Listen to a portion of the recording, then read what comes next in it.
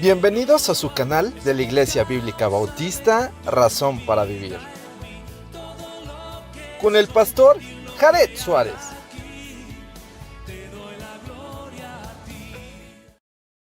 Bienvenidos a su canal de la Iglesia Bíblica Bautista, Razón para Vivir. Nos da mucho gusto que puedan acompañarnos en este estudio. Estamos en Mateo capítulo 4. Vamos a leer el texto y después vamos a analizarlo. Dice así la palabra de nuestro Dios.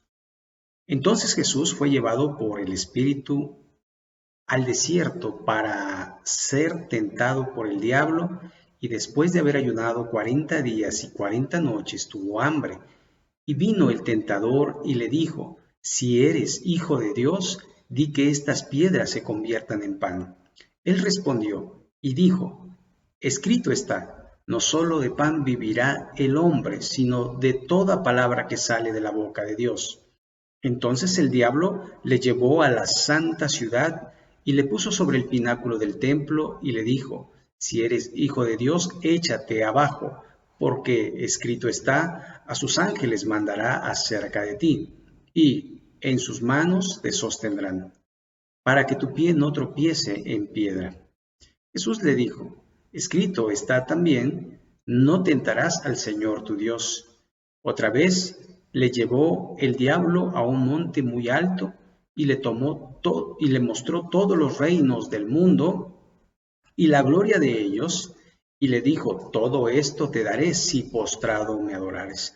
Entonces Jesús le dijo: vete, Satanás, porque escrito está, al Señor tu Dios adorarás, y a él solo servirás. El diablo entonces le dejó, y he aquí vinieron ángeles y le servían. Jesús principia su ministerio.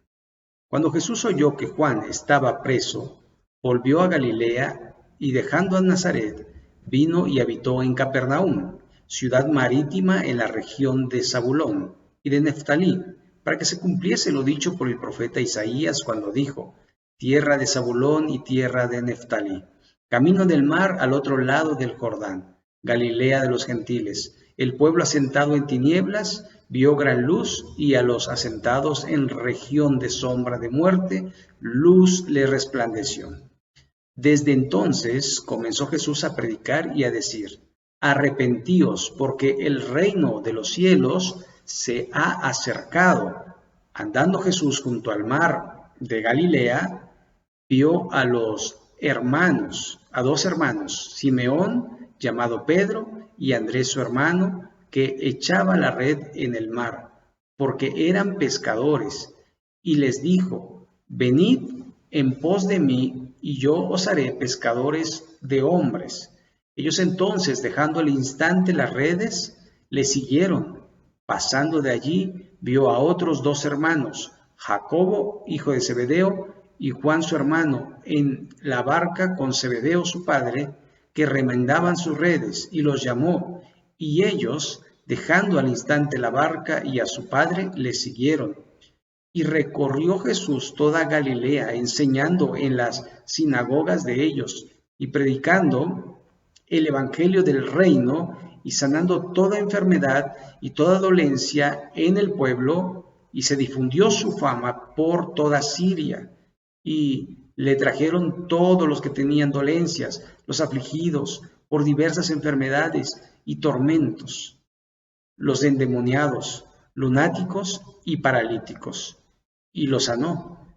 Y le siguió mucha gente de Galilea, de Decápolis, de Jerusalén, de Judea y del otro lado del Jordán.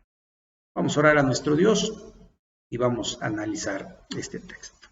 Bendito Padre Celestial, gracias porque nos permites tener el privilegio de compartir tu palabra. Gracias porque a través de tu palabra podemos conocerte mejor, y quieres tú, Señor, hacernos mejores personas para la gloria y la honra tuya. Y te ruego, Padre, que nos dirijas en este tiempo, que nos hables, que toques nuestro corazón y que respondamos como respondieron aquellos a los que llamaste para ser apóstoles. Señor, gracias por este momento. Te ruego que lo bendigas, que lo dirijas, y en el nombre de Jesucristo. Amén. Muy bien. Tentación de Jesús. Esto es un evento que prácticamente está registrado en los evangelios sinópticos, tanto en Mateo, en Marcos y en Lucas. Y entonces allí podemos encontrar pues diversos enfoques en cuanto a la tentación del Señor Jesucristo. Pero hoy vamos a enfocarnos en Mateo. Verso 1 del capítulo 4.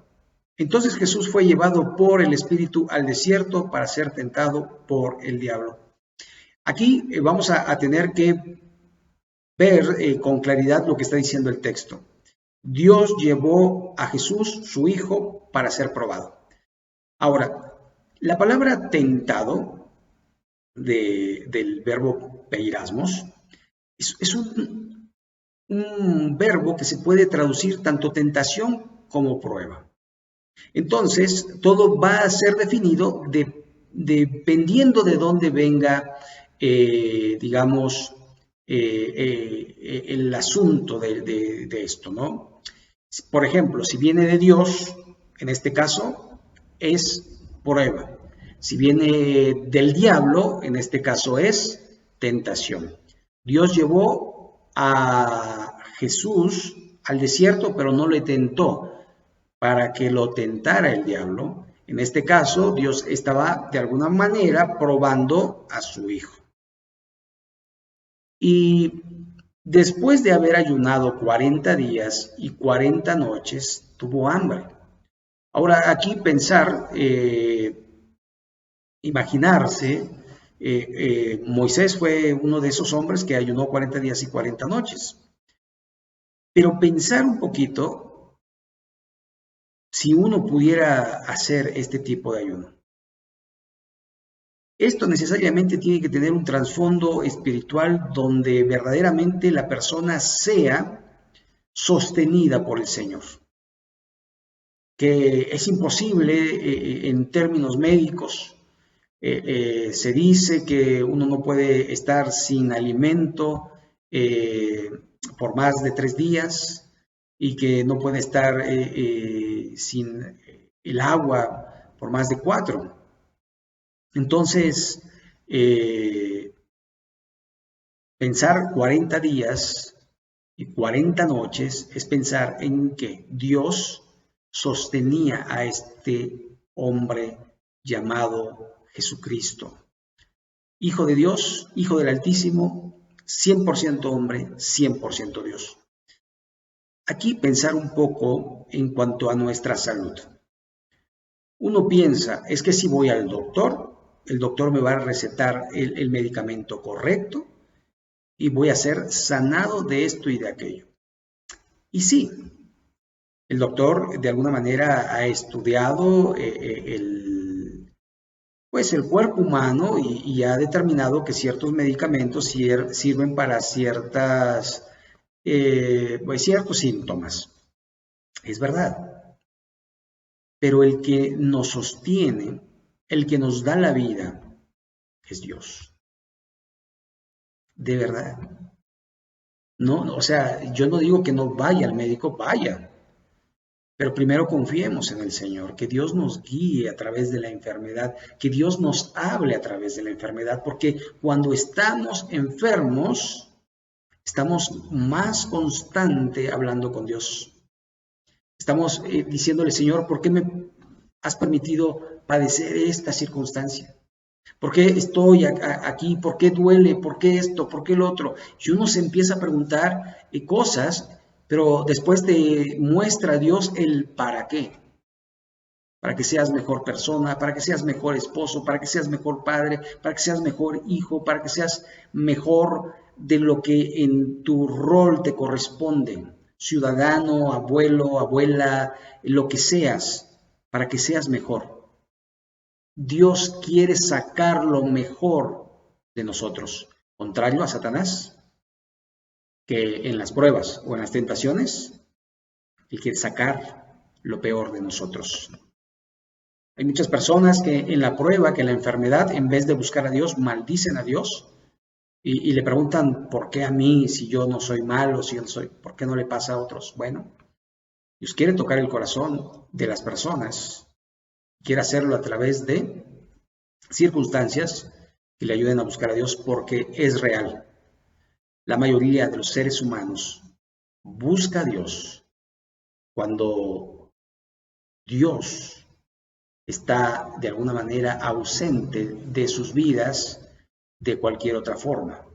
Esto es real. Cuando tiembla, cuando hay alguna circunstancia, por ejemplo, ahora con esto del coronavirus, pues mucha gente busca a Dios. O sea, es algo normal, natural, que la gente busque a Dios. Contrario sería que así fuera, ¿verdad? Pero Dios quiere que nosotros pues le busquemos de todo corazón y que le busquemos no solamente porque le necesitamos, sino porque le amamos. Pero el primer paso es encontrarnos con Él y una vez que nos encontramos con Él, entonces permanecemos en Él. Así que después de haber ayunado 40 días y 40 noches, tuvo hambre. Uno diría lógico. Pues no sé si tan lógico, porque en el 39 yo hubiera muerto. Quizás, no lo sé. Bueno, ¿qué decir el 39? El primer día. ¿Qué pasa?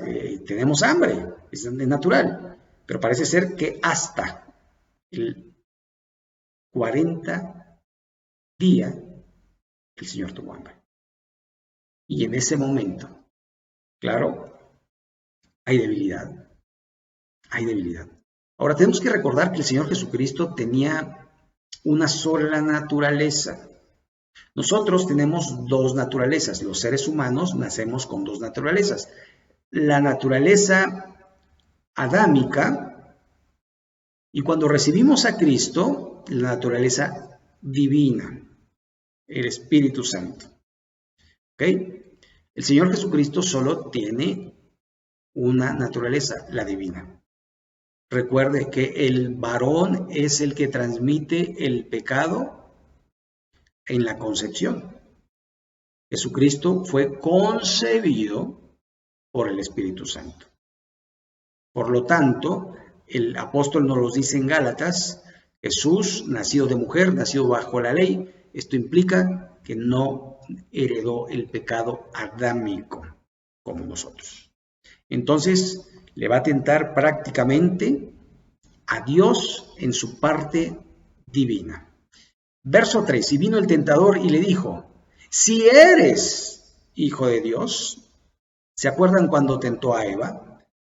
Con que Dios os ha dicho, si eres el hijo de Dios, di que estas piedras se conviertan en pan. Lo más increíble de todo esto es que Jesús podía haberlo hecho.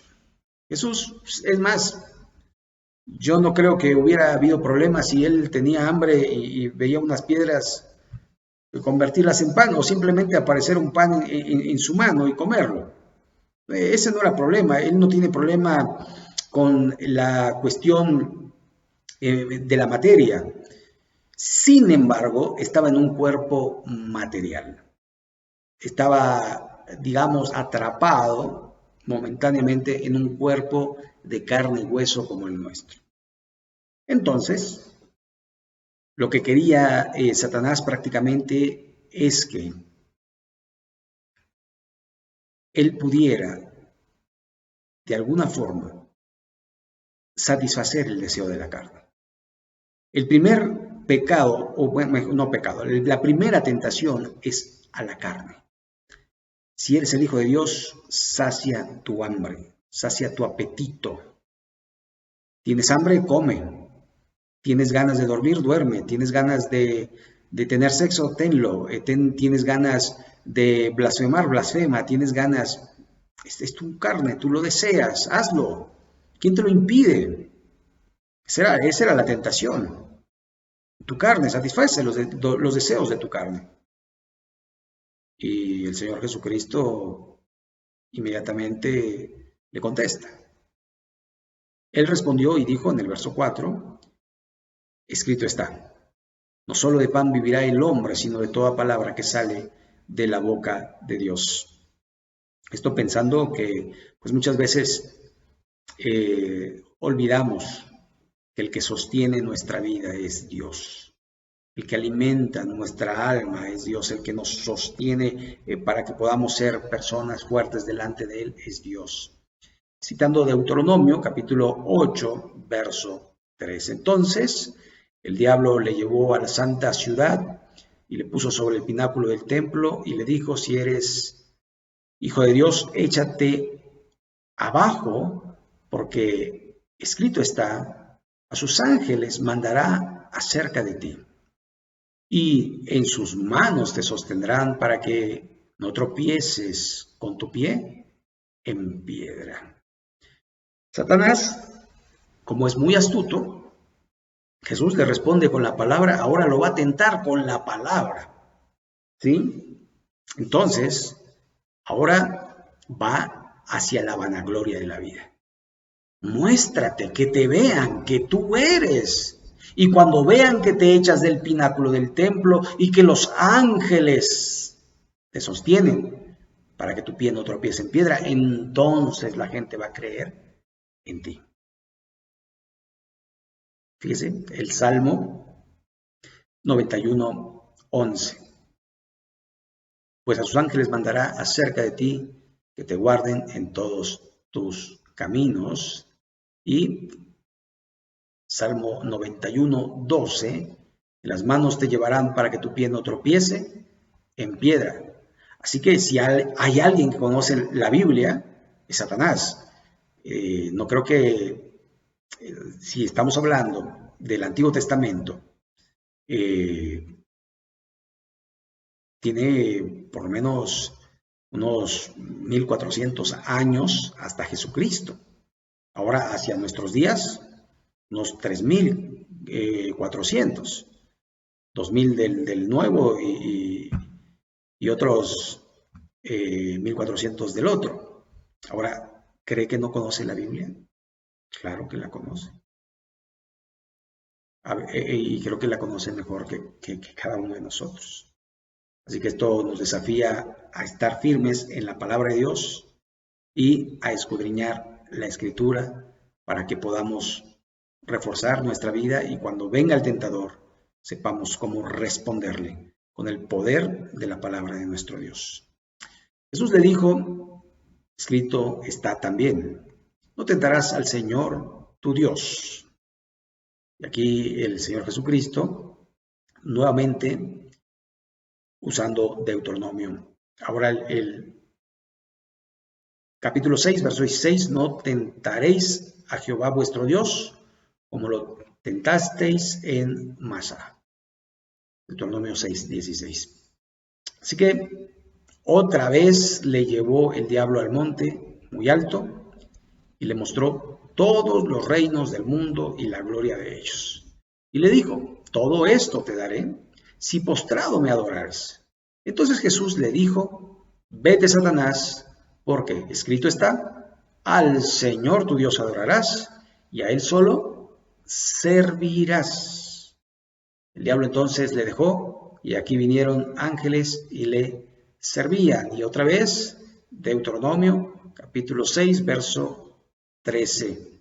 A Jehová tu Dios temerás y a Él solo servirás y por su nombre jurarás. Así que el Señor Jesucristo, ¿verdad? De alguna manera, con la palabra de Dios, refutando y saliendo adelante para glorificar el nombre de Dios.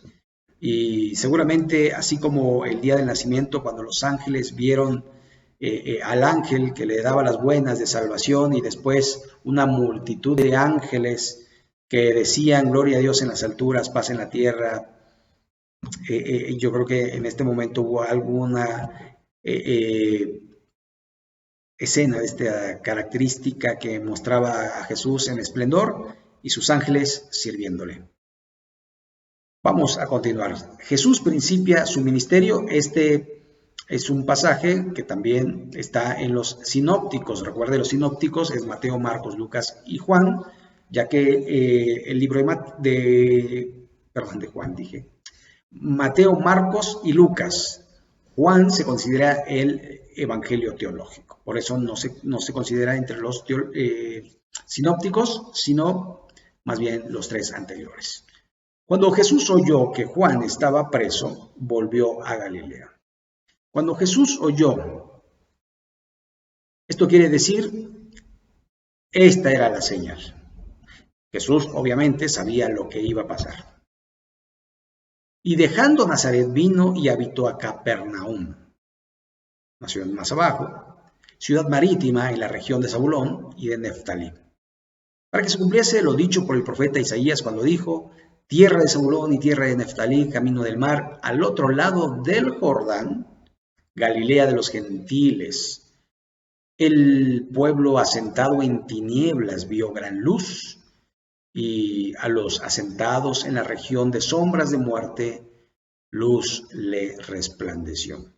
Aquí hay algunas características impresionantes, ¿no? Entonces, deja Nazaret, se va a Capernaum y de alguna manera allí cumple la profecía que tenemos aquí. Esta es una profecía de Isaías 9, los versos 1 y 2. Mas no siempre habrá oscuridad para que esta hora en angustia, tal como la aflicción que le vino en el tiempo que livianamente tocaron la primera vez a la tierra de Zabulón y a la tierra de Neftalí, porque al fin llenará de gloria el camino del mar de aquel lado del Jordán de Galilea.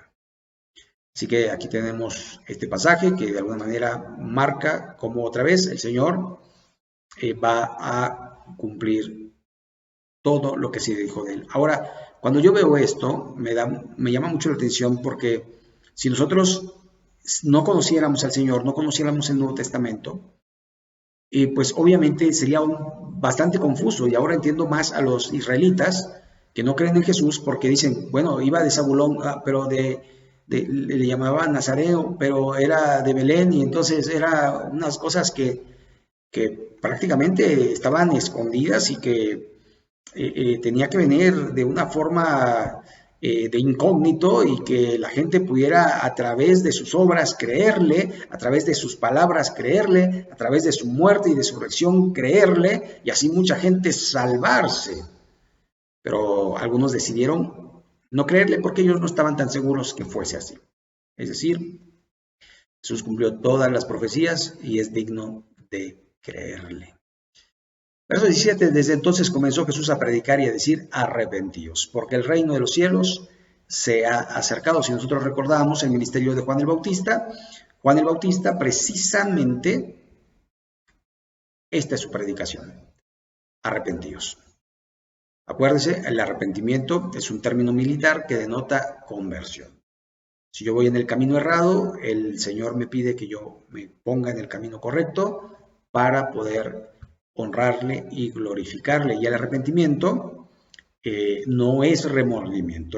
Tenemos que diferenciar entre arrepentimiento y remordimiento. El remordimiento es algo que nos duele, ¿verdad? Híjole, la regué, pero lo vuelvo a hacer. Es como el borrachito, ¿verdad? Toma, al día siguiente se despierta, hay un malestar, dice, no lo vuelvo a hacer. ¿Y qué pasa? A los días, otra vez. O como el que come picante, ¿no? Y sabe que no debe comer picante, que le hace daño, y entonces agarra y empieza a comer, y luego le duele el estómago y dice, ya no vuelvo a comer picante. Se le quita el dolor de estómago, pasa un tiempo, ¿y qué pasa después? Otra vez, ¿verdad? Entonces, así nos pasa en muchas áreas, solo como por ejemplo, para pensar si estoy arrepentido o remordido. El remordimiento trae dolor, pero no trae cambio. El arrepentimiento trae dolor y trae cambio. Ya no lo vuelvo a hacer. Esto es lo que dice Proverbios 28:13. El que encubre su pecado no prosperará, mas el que los confiesa y que se aparta alcanzará misericordia. Esto es cambio. Hay un cambio de dirección. 18. Andando Jesús junto al mar de Galilea, vio a dos hermanos, Simón llamado Pedro y Andrés su hermano, que echaba la red en el mar, porque eran pescadores, y les dijo: venid en pos de mí, que os haré pescadores de hombres. Ellos entonces, dejando al instante las redes, le siguieron. Y esto suena un poco como de película, ¿no? O sea, alguien, yo estoy ahí remendando las redes porque voy a ir a pescar y ahí estoy dándole a las redes. Llega una persona y me dice, te voy a hacer pescador de hombres, vámonos. Yo lo volteo a ver y digo, espérame tantito, o sea, estoy trabajando, no me molestes. Entonces debemos entender que de alguna forma estos hombres esperaban al Mesías. Estos hombres veían en Jesús el Mesías, ya le conocían, no era una persona desconocida, aunque no había hecho milagros delante de ellos, pero seguramente le habían oído hablar y habían dicho, este hombre tiene algo especial. También el Espíritu Santo los movió a seguir a Jesús. Ellos entonces, dejando al instante las redes, le siguieron. Pasando de allí, vio a otros 2 hermanos, a Jacobo, hijo de Zebedeo, y a Juan, su hermano, en la barca de Zebedeo, su padre, que remendaba sus redes, y los llamó. Y ellos, dejando al instante la barca y a su padre, le siguieron. Esto me parece todavía un poco más espectacular, porque estoy trabajando con mi papá, remendando las redes, de repente viene una persona y me dice, vámonos. Seguramente uno como padre que está trabajando y los hijos ayudándole, que son un gran apoyo, de repente viene alguien y les dice, vámonos. Y el otro dice, espérate, que todavía no terminan. Seguramente ellos voltearon a ver a su padre asintió con la cabeza y ellos se fueron. De alguna manera sabían que ese hombre era especial. Jesús, de alguna manera, que aunque la Biblia en Isaías 53 nos dice que no era atractivo para las mujeres, pero tenía un atractivo en su moral, en su forma, en lo que era. Era una persona que verdaderamente marcaba con su sola presencia para que se le siguiese. Y dice el verso 23, y recorrió Jesús toda Galilea, enseñando en las sinagogas de ellos, predicando el evangelio del reino, y sanando toda enfermedad y toda dolencia en el pueblo, y se difundió su fama para toda Siria. Entonces, aquí podemos ver a Jesús bautizado, cumpliendo toda justicia, eso es lo que le dice a Juan. Vemos a Jesús probado, digno de representar a Dios, digno, el Cordero de Dios que quita el pecado del mundo. Y ahora lo vemos manifestándose al mundo. Ahora, recordamos el pasaje anterior, de Isaías. Tierra de Zabulón, tierra de Neftalí, camino del mar, al otro lado del Jordán, Galilea de los gentiles, el pueblo asentado, que dice, en tinieblas vio gran luz, y a los asentados en región de ¿qué? De sombras de muerte, luz le resplandeció. Galilea tenía mala fama. Por eso alguno de Natanael, por ejemplo, uno de sus discípulos, dijo, de Galilea, de Nazaret puede salir algo bueno, porque era un mundo terrible, era prácticamente donde se iba lo más bajo, lo más pobre, lo más indigno del mundo. Por eso la Biblia también nos dice que de lo vil y de lo menospreciado usó Dios para avergonzar a los sabios, a los de este mundo, a los ricos, a los príncipes, a los gobernantes, porque no salió de un palacio y de alguna manera allí estaba. Pero ¿qué lo hacía diferente?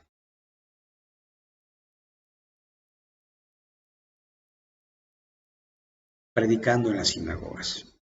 ¿Usted se puede imaginar una predicación de Jesús? Cuando en el Sermón del Monte, ya en el capítulo 24 de Mateo, que lo vamos a ver posteriormente, se imagina la voz de Jesús, se imagina Jesús hablándoles ahí a la concurrencia. Y todos expectantes y diciendo, qué palabras. Y algunos llorando de arrepentimiento porque está hablando no a su mente en el exterior, en lo superficial, sino a su mente, en su alma para transformarla. Y no solamente hablando, predicando, sino después dice, y sanando toda enfermedad y toda dolencia del pueblo. No era como estos sanadores actuales que dicen campaña de sanidad, el sanador, el profeta, el apóstol, el no sé qué, viene a sanar, ¿no? Y de repente empiezan ahí y hacen un show, y luego a sanar según esto, pero no sana a todos. Si es que sana a alguien. La verdad no me consta, no lo sé. Sabe que cuando los médicos nos dicen que la mayoría de nuestras enfermedades son psicosomáticas, que son creadas por nuestra mente, es impresionante porque una de las cosas que nos pregunta el doctor es que si estamos preocupados. A todos nos lo preguntan. ¿Está usted preocupado? Y la pregunta no es ¿está usted preocupado?, sino ¿quién no está preocupado? Pero el médico lo que le quiere decir es que su preocupación le está causando ese problema y usted no lo puede ver porque usted piensa de una manera superficial. Pero cuando usted empieza a meditar en la palabra de Dios y usted le empieza a pedir a Dios que le ayude, que le dé confianza en Él, que verdaderamente confíe en Él, en su palabra, en su poder, en su amor, y entonces usted empiece de alguna manera a adentrarse a lo más profundo de su mente, usted va a saber que sí es verdad. Lo dice la ciencia. Los enojos, la ira te produce problemas físicos. Tus pensamientos te producen problemas físicos, tus preocupaciones. En nuestros tiempos les llaman estrés, pero el estrés no es más que preocupaciones. Relájese, pero en el Señor. Confíe en el Señor. Es así como el profetas, ¿verdad? Que Sofonías, que decía, aunque tiemble la tierra, aunque no haya ovejas en la majada, aunque no haya uvas en los viñedos, con todo yo me alegraré en el Señor, confiaré en Él, no pasa nada. El Señor sabe lo que hace. Ayúdame, Padre, a confiar en ti porque yo no puedo. Es así. Pero la mayoría de las personas piensa que pensando puede resolver las cosas. Alguien les dijo que si piensan mucho en las cosas se van a resolver. Y no es así. Las cosas no se resuelven pensándolas. Las cosas se resuelven poniendo orden en las cosas que uno tiene que hacer y haciendo lo que uno tiene que hacer. Pero si no puedes hacer nada en el asunto, déjaselo a Dios y confía en Él. Tú dedícate a lo que sí puedes hacer y déjale a Dios lo que no puedes hacer. De alguna manera, necesitas meditar en su palabra, pero meditar de verdad. Meditar no es leer la Biblia. Ya leí la Biblia. Orar no es, como decimos coloquialmente, hablar con Dios. Es entrar a la presencia de Dios. Por eso cuando oramos, ¿verdad? Tratamos de despejarnos de todo lo que está a nuestro alrededor.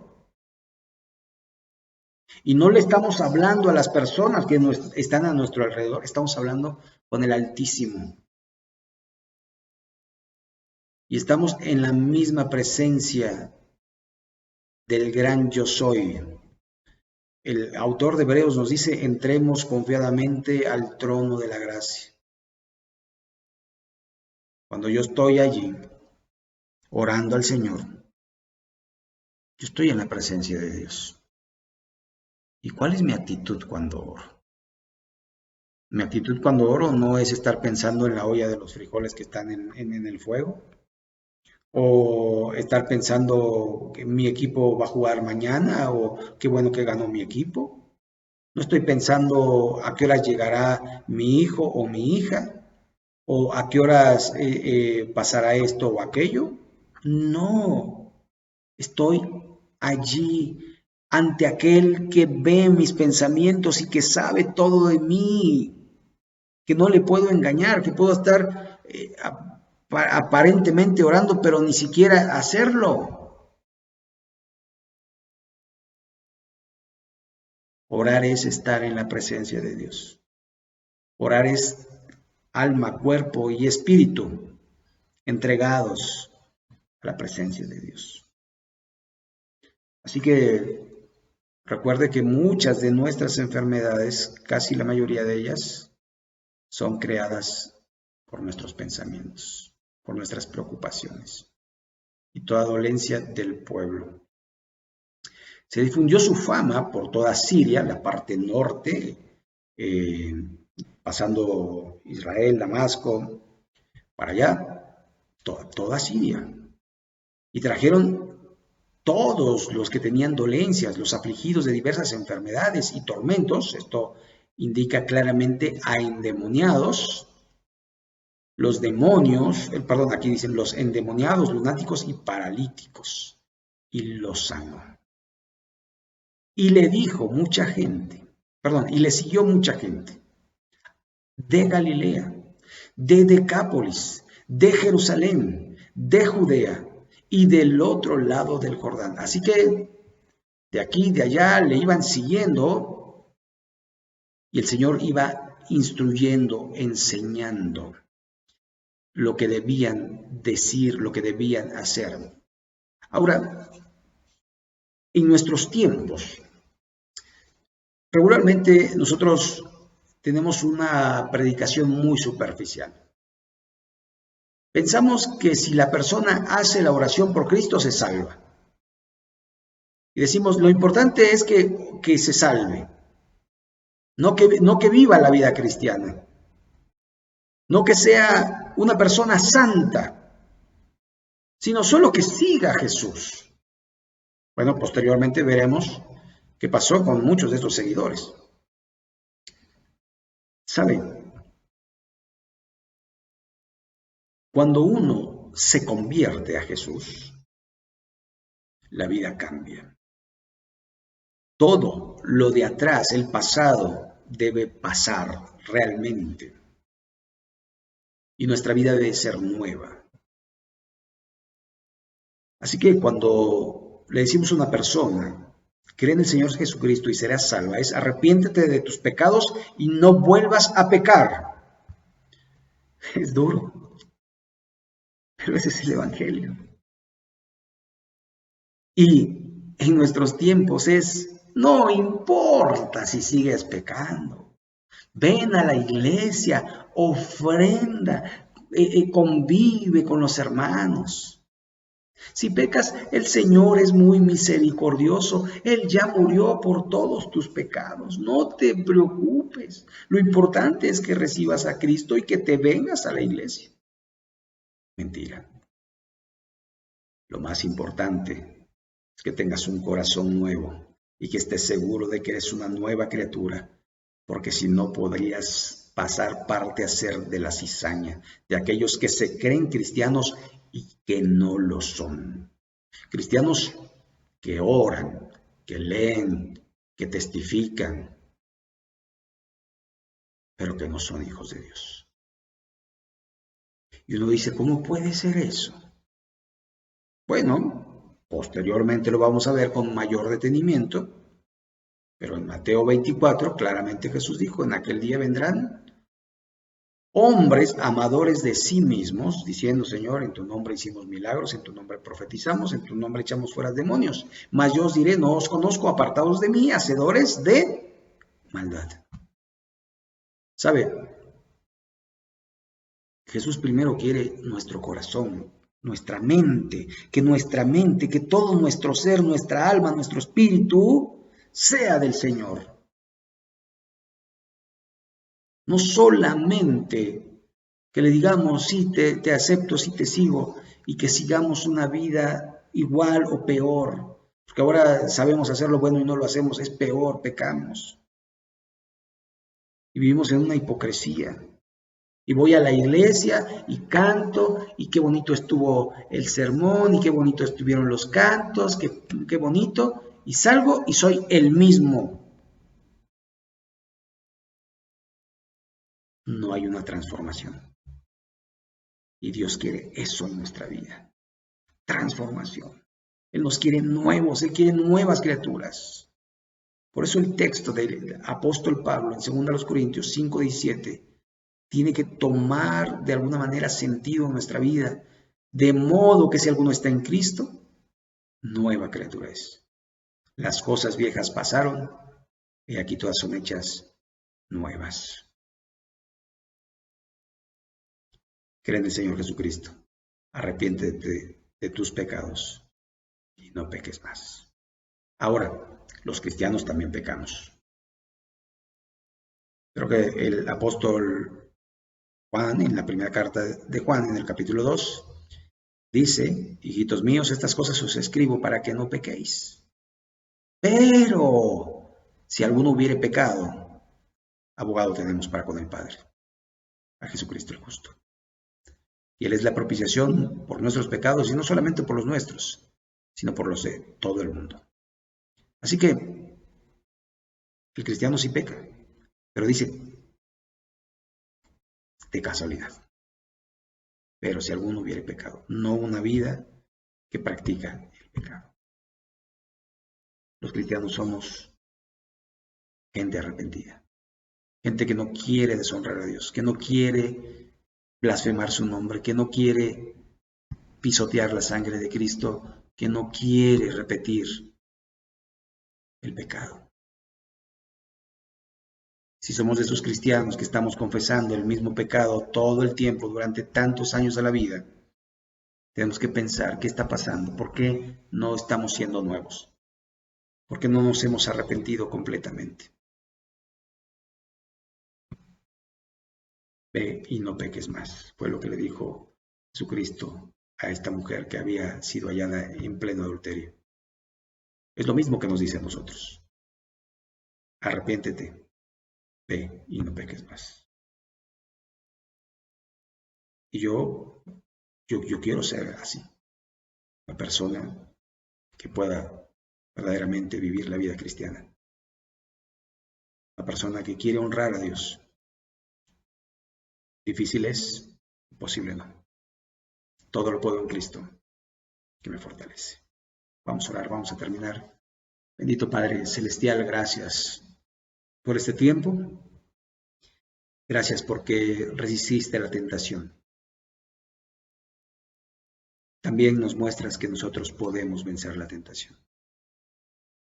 Ayúdanos a ser fuertes espiritualmente, teniendo tu palabra en nuestra vida, en nuestra mente, en todo lo que hacemos, que abundemos en ella. Que procuremos, Señor, buscarte con diligencia, para que no pequemos contra ti. Y que digamos como el salmista, en mi corazón he guardado tus dichos para no pecar contra ti. Señor, ayúdanos a ser gente diferente, que te honra, que te glorifica y que hace tu voluntad. Bendice, Señor, tu palabra en nuestras vidas.